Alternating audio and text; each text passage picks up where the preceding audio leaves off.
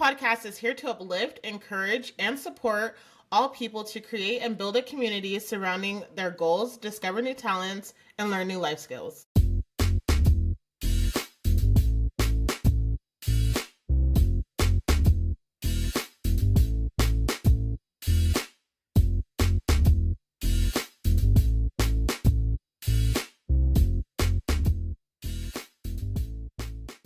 Point blank period. Welcome to SisHearMeOut, the podcast. This is your big sis Sterling. You can find me on all platforms at Sterling TV. Welcome to the show where we doing it and we doing it big. So, what am I feeling today? Maybe angry. I think angry would be good. So every single episode, we are going to, I'm going to share my faith, and we're going to read from the Joy of the Lord is Our Strength jar, and we do this every single episode.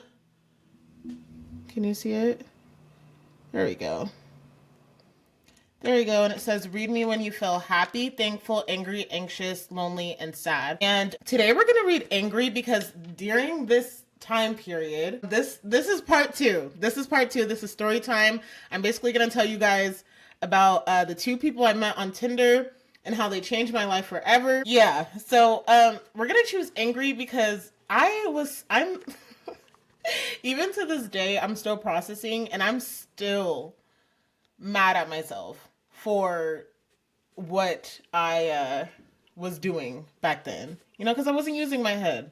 I was not using my head. So we're going to choose out of the angry one. And... oh, okay.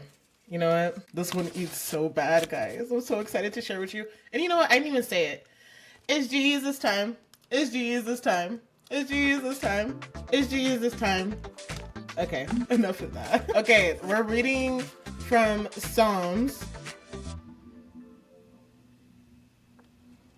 Yeah, you guys can't see it. Sorry about my nail. Oh my gosh, it's so crusty. Gotta fix that. Anyway, okay, so we're reading from Psalm 35. For his anger is but for a moment, and his favor is for a lifetime. Weeping may tarry for the night, but joy comes with the morning. Yeah. I need this tatted on my chest. Right on my forehead so I can see that every day. Because every single time I think about my past, it really makes me mad. Because if I knew what I knew now, I wouldn't have done half of the stuff that I have done, which is duh, everybody thinks that, but still it's just dang, I really can't go back. This is it, And so I do this podcast to warn everybody else who's not in the same situation that I am, and hopefully can save them time, effort, and energy towards anything that's not going to serve them, And so it's nice to know that, he's reminding us and telling us that for our anger is only for a moment, but favor is for a lifetime. Weeping may be for the night, but in the morning there will be joy. So just to know that there's always going to be a better time, and not to dwell on just the past and stay angry. Because I feel like a lot of what I do now is I sit and I'm just damn, I just want to slap old Taji or old Sterling, sorry. I just want to slap her. What are you doing? But it's fine. It's fine. We've learned. Like I said, I'm here to help other people and save them time and energy from things that are not serving them. So this episode is going to be about two stories of people that I've met on Tinder. And, because the previous episode is basically about how I'm telling people not to get on dating apps anymore. Sorry. I'm going to tell, I know you don't want to hear it because I was definitely a Tinder girly. But I'm telling you right here, right now, hopefully these two stories will change your perspective a little bit. Okay? Or maybe you're just not as dumb as I am. I don't know. But the first one will start with, I'm going to just say this.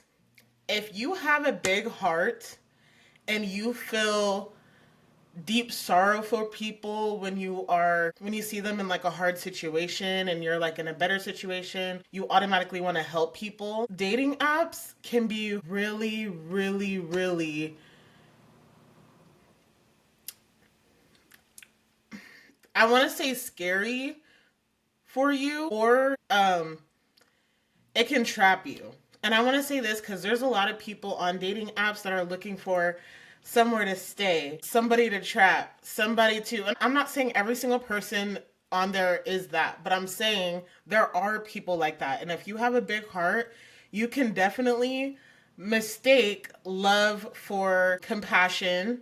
You can mistake love for feeling the feeling of sorrow for someone and or sorry for their situation and stuff like that. So I would definitely be wary of that because that happened to me. I have a big heart. I'm very much a giving person. This person that I met up with was kind of living in this hard situation. And, I can see that they were, I don't know, that they were almost broken, and I just wanted to fix it. I'm a fixer, so I'm like, I just wanted to fix it. And so I kind of got trapped in this like mindset, and I don't blame it on him. I definitely blame it on myself. I got trapped in this mindset of like, oh, like, let me just help him out. And it got to the point where they got comfortable. They got way too comfortable. Like I had gotten my first studio apartment by myself, and they always wanted to come over. They always wanted to come over, like to the point where they like were like slowly moving things in. And if you're like me, it's hard to have the heart to tell somebody no. Not saying that it's not okay to be like that. It's good to set boundaries. And I was just a person that didn't know how to set those yet. And so I think this person took full advantage of my love and my gentleness and my care. And here's another thing too. I was actually, if you guys go to episode, I think it's 2 or 3, I told you my story about how I didn't know I was pregnant. So he was the guy that I was with, where I think part of my hormones definitely helped me like overlook all of the things that I was doing. And so, yes, I was a lot more gentle, but that's because I was nesting. I was nesting and didn't even know it. So I just felt like taking care of someone, and he was just that person that I did instead of the person that I didn't know was growing in my belly. I instead started to take care of this grown-ass man. So yeah, instead I took care of this grown-ass man. Like I let him move in a little bit, not like move in, but he was definitely like in my space. And when you have, I mean, anybody who's gotten their own apartment, like when you have your own space finally, like it's something that's sacred to you because you're proud of it. Like you're out of your, this is your thing. And I think he was just like taking it over, and it was irritating me. But yeah, so I didn't have the heart, and I didn't set boundaries with him, and I think he definitely just took advantage of that. And so he was just one of those stories that if you do have a big heart, it's really hard to get on those apps because you'll see, people who are doing either better than you, who are either broken, or who, like really don't have a heart. And if you have a heart, or you, I don't know, like you're just more forgiving and stuff like that, people will take advantage of that.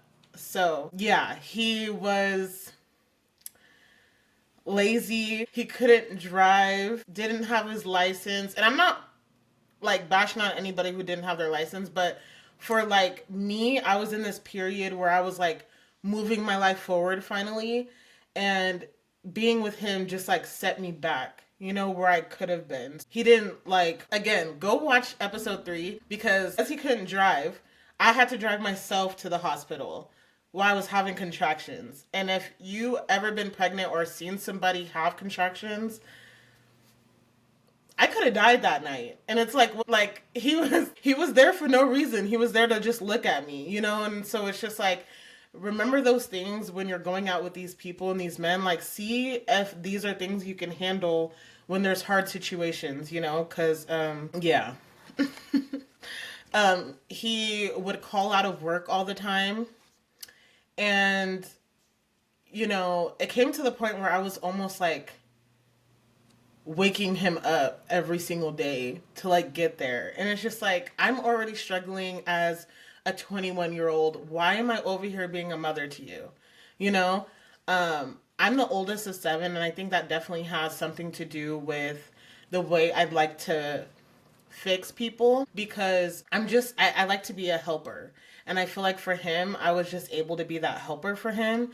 And that's super toxic on my part because that doesn't show him how to be a grown man. Like, he's already supposed to do that on his own. And so that was just me coddling. And yes, it had a lot to do with the hormones that I was having, but still, I had to learn how to create those boundaries of saying no, saying you need to do this, saying you need to go back to your dad's. You don't need to stay over here. We are not married. So just like things like that that I definitely needed to learn. And so, yeah, there's that story with that dude. The second one was some of the most heartbreaking, like, this is the most heartbreaking situation I've ever been in my life. So after that guy, that previous one, I was like, okay, I have to, like, my standards have to rise. I have to have a man that has a car. I have to have a man that has his own place or his own, space. I have to have a man that has a job. And you can obviously see that he's like making those efforts to be there. You can just tell he's like established. He has to know just like all the little basic things, like, open the door, like, be a gentleman. I set those standards and I was like, the next man I be with, it has to be that. So I ended up finding this man.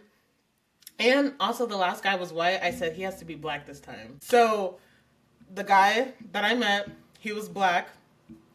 He was funny, which is big for me because I like to laugh. He was funny. He had a car. He had his own apartment. And he like kept himself clean, like, I know that sounds weird, but it's just like, you can tell somebody who's very hygienic, and he was that. And I was just like very attracted to that. And, we talked for a little bit. He like came over and he was just funny. And, we watched a lot of TV together, joked, talked about life. And being very transparent, he was really good in bed. I believe in Jesus, but he was a Scorpio. And everybody who knows who Scorpios are, like, they can either be the best thing that ever happened in your life or the worst thing that happened in your life. And I've heard that from a lot of people. And let me tell you, this guy was a freaking wolf in sheep's clothing. Like, oh my gosh. So always trust your instincts. So there was one day, this is when I knew I should have like ended things. There was one day where, like I said, I was still working on my boundaries and my friends were over, and I had told him at the time, I was like, look, you can come over. My friends should be gone by then, And he was like, oh, okay. Like, finally we'll have time to ourselves. And my friends came over because I just had my boy. He was 4 months, and they wanted to meet him and stuff like that and get to know me.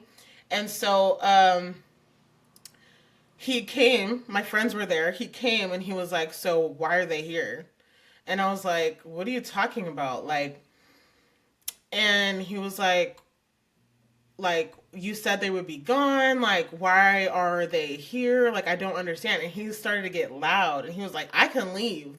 And my friends were like, okay, you don't have to get loud with her, and he was like, who are they fucking talking to? So it went into this whole like argument, and it really caught me by surprise, but I was young and dumb, stigmatized, and also I had this baby, and he was like willing to accept. And in that moment, like, I was just like, oh my God, like, he was willing to accept me and my son. Like, I felt like I should attend to him, but if I would have known what I know now, I would have never, that would have been the last day I've seen him. Like, that would have been it. Because he never showed aggression like that, but I should have listened to my intuition. I knew there was something off about that. Like, this is my house. There's no way you should be walking in getting attitude because my friends are here. Like, you should be like, oh, okay, I'll just come back, instead of getting an attitude. Like, this is not our house. This is my house. And yeah. Anyway, at the time, my God, this is gonna bother me. Sorry. At the time, I really didn't even care about myself or my feelings. I was super concerned about his, and I was telling my friends, I was like, hey guys, I'm so sorry. Like, that was super disrespectful of him. And I was like, can we just like meet up later? And they told me, they were like, Taji, are you sure you're okay? And I was like, yeah, I'm okay. I just wasn't thinking. And I was going through postpartum. But 6 months into us dating, I had gotten pregnant. And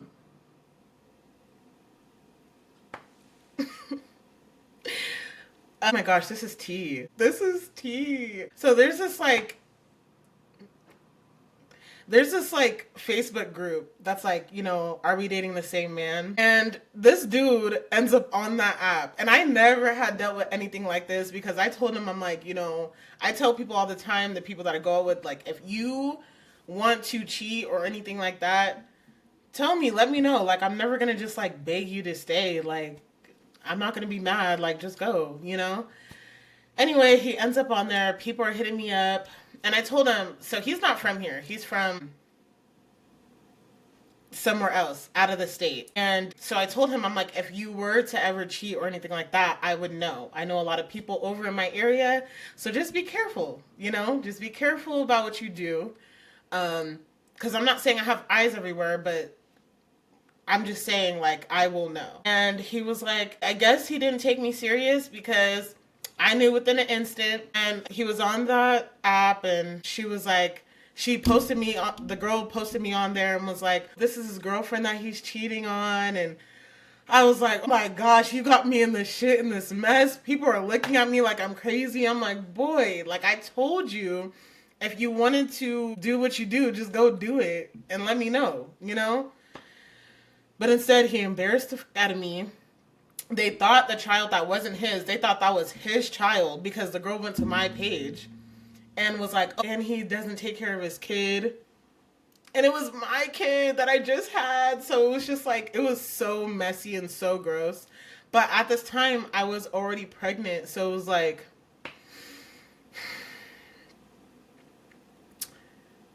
yeah. I definitely, I'm not gonna lie, yes, I believe in Jesus, but I did want to, do something, do a plan B, but I had to pray about it and stuff like that. It was, I don't know, it was a really difficult time for me. Anyway, somehow he convinced me to stay, and and I stayed. 6 months into me being pregnant, DV happened. Yeah, crazy. He started to become violent, and it was heartbreaking. It was heartbreaking. There was a lot of things that went on. I'm not going to go into too much detail, but I was definitely in survivor mode for like 1.5 years. And nobody knew. I was definitely hiding this because I'm the type of person, like, if I'm dealing with something and I'm choosing to stay, I need to make sure that I'm ready to leave before I say something. And I don't recommend this. Like, if somebody is doing something to you, like, please tell somebody. Please go search for help. Like, don't internalize it. If you can, please don't internalize it. I was the type of person to internalize it, and it definitely did some damage. I definitely found light at the end of the tunnel, but not everybody is so lucky. So definitely, if you are going through anything or a DV situation, please reach out to people around you, especially and prepare your heart to leave. Prepare your heart to leave, and always keep a stash with you. And what I mean a stash is like cash, an extra bank account, anything that don't have any knowledge of, keep that under wraps and keep that with you. Okay? Because that's what I did. I have a whole journal of like my life in that moment, and I was literally writing down every single day what I was going through, how I was feeling. Get you a journal. It definitely helped me process things that I wasn't able to share with people. And so anyway, there was one day, actually just about a year ago, he had did one more thing to me, and that was it for me. And I said, you know what, like, we're done. I can't do this anymore. I don't care if you kill me right now. I literally can't do this anymore. Like, this is not the life that I wanted to live or have. I don't warrant any of these responses. I'm very nice and caring towards you. I make sure dinner is done. Like, it was just, I was playing a wife and I wasn't a wife, And I think I was just going through postpartum. And once my postpartum was finally like over and my emotions were getting back to regular, I started to notice like, girl, you're in this really, really bad situation. You need to get out. And so when I was finally ready, I told my mom. My mom and my sister went to the house one day while he was at work, and we got my stuff, moved out, and he was angry. He was angry. He was mad. His sister had called me and was like, "Hey, what's going on?" I told her everything, and then she told me some things. He was in the military. He had held this sergeant's daughter captive. He was actually in prison. A year before we met, he was let out. So when I got with him, I looked up his like stuff. Nothing came up. And so I remember he like lost his job towards the end of our relationship. And then when I looked him up after she told me everything started to pop up. So she was telling me that he was paying services to keep things from coming up. And this sounds like a Lifetime movie, but I swear to you, you have no clue who you're meeting on these apps. He was literally a sociopath. I literally could have died any single moment. And luckily, I was in God's hands. And I was smart about how I was moving. I'm not the type of person to anger somebody on purpose. I was very gentle and kind with him, and I think that's what saved me. He's literally a sadist. The details that I can go in about that case is insane. I don't know if you guys remember when they let out prisoners during COVID, but he was one of the prisoners that got let out, and he happened to be on the dating app, and then I met him. So during that whole year, that he just got out of prison, he got his whole life together. So it appeared that he was this normal man when in fact he wasn't. So I'm telling you guys this to tell you that you literally have no clue who you're meeting. And if you have a big heart, you really have to be careful on these apps, because you can open up your heart and your home to somebody who can destroy it. Destroy your mental, mind, body, soul, all of that. I prayed and I was journaling and I was talking to God, because in those moments, that's what kept me together. Not everyone has that luxury. And I just want to tell you right here, right now, to remain focused. Do your research as much as possible. Don't let anyone in your home until you know for sure that this person, just be as mindful as you can. Yeah, because you just never know. And I still get shook about it every day, because I'm just like, damn, like he really appeared to be this normal dude, and he in fact was not. So yeah. So if you want, if you have any more questions about it or anything like that, I would gladly talk about it. I'm trying not to go into so much detail because I don't want to like expose the person, but I definitely want you guys to learn from me and learn from my mistakes. And if you have any questions, let me know. You can go to my website to contact me. You can go to my TikTok. You can go to my email, and I will definitely tell you everything, any questions you have, because I feel like it's important for people to know that there's those type of people out there that appear to be great and amazing. I even raised my standards. He had everything, my whole checklist, but he ended up to be crazy. Like, you know what I mean? And so, yeah, I'm just telling you right here, right now, to be aware and gather as much as you can. Become a private investigator. Go ahead and watch Law and Order, Criminal Minds, Bailey Siren. Like, kind of scare yourself a little bit, because It's true. You really don't know who you're gonna run into. Um, so yeah, but anyway, our son is loved. He's cared for. He's wonderful. His name is JJ.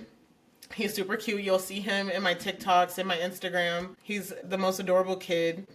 If I could save you from situations like that, I definitely want this story time to be that for you. I hope you guys are listening and digesting and understanding. And I appreciate you guys for being here. This was definitely heavy. I'm definitely nervous and sweating right now because this was a really hard time in my life. It's something that I don't necessarily talk about a lot to people. This is something that I internalize. But I do want to be vulnerable on this podcast and honest, and like I said, save you guys from energy and things that you don't have to go through. So thank you for coming to this episode. I appreciate you guys for being here, and I'll see you at the next one. Thank you. Bye.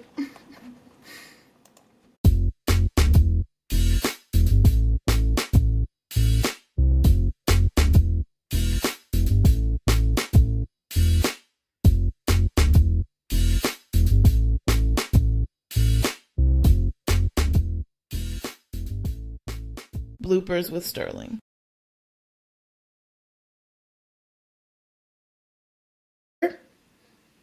Okay, this is way too close. Sorry. Okay, I had to fix my audio real quick. My bad. Okay. That's perfect. I think we only need one go.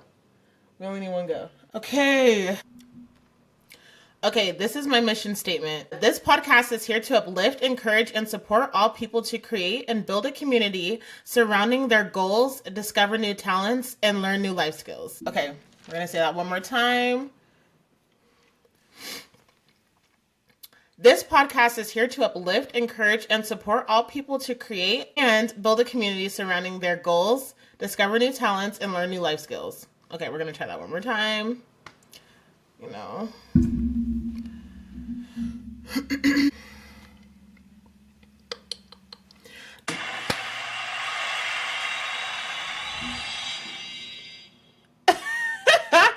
Thank you.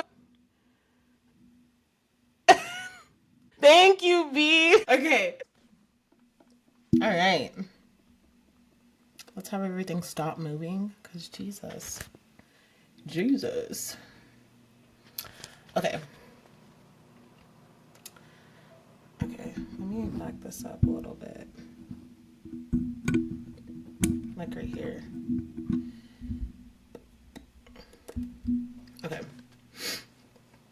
Okay.